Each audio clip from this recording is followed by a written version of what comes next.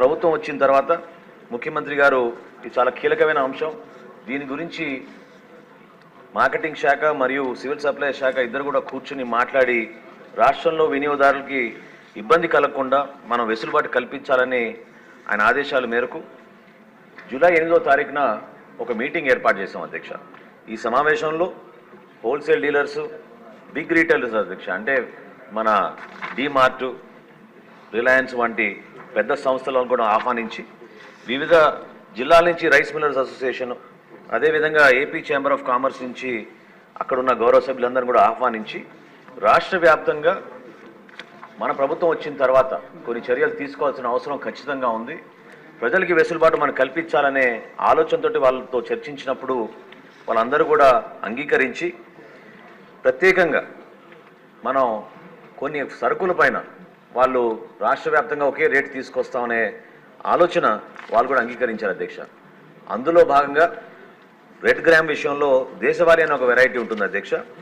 దాన్ని 181 రూపాయలు ప్రస్తుతం ఆ రోజున రాష్ట్రంలో అమ్ముతూ ఉంటే చిత్తూరు నుంచి శ్రీకాకుళం వరకు ఒకే రేట్లో 160 రూపాయలు పర్ కిలో చొప్పున కందిపప్పును అమ్ముదామని ఆ రోజు నిర్ణయానికి వచ్చాం అధ్యక్ష. అదేవిధంగా steam rice super fine variety Sona Masuri అంటారు అధ్యక్ష, అది 55 రూపాయలు 85 పైసలు ఉంటే ఆ రైస్ని కూడా వాళ్ళు 49 రూపాయలకి అమ్మడానికి అంగీకరించారు. రా రైస్ ఎక్కువగా మన రాష్ట్రంలో వాడేది రా రైస్ అధ్యక్ష, అది కూడా 52 రూపాయల 40 పైసలు ఉంటే సూపర్ ఫైన్ వెరైటీ దాన్ని 48 రూపాయలకే వాళ్ళు విక్రయించడానికి ముందుకు వచ్చారు అధ్యక్ష.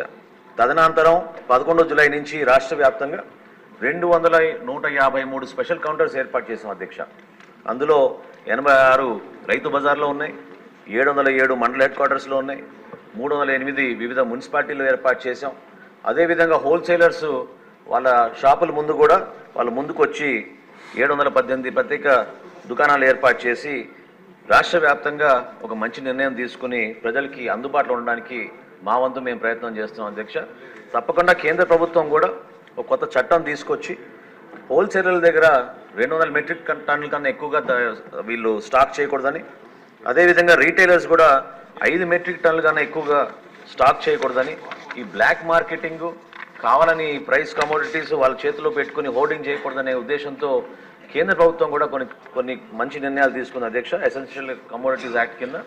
కాబట్టి తప్పకుండా మేము మాటిస్తున్నాం అధ్యక్ష, రాష్ట్ర వ్యాప్తంగా గతంలో ఎప్పుడు లేని విధంగా ఒక మంచి వాతావరణంలో రీటైలర్స్ తోటి హోల్సేలర్స్ అందరితో కూర్చుని రాష్ట్ర ప్రభుత్వం నుంచి మేము అందించాల్సిన సహాయం వారికి తప్పకుండా అందించి వినియోగదారుడికి ఉపయోగపడే విధంగా ఈ రేట్లు కూడా ఖచ్చితంగా అందుబాటులో ఉండేటట్టు మన ప్రభుత్వం చర్యలు తీసుకుంటుంది అధ్యక్ష.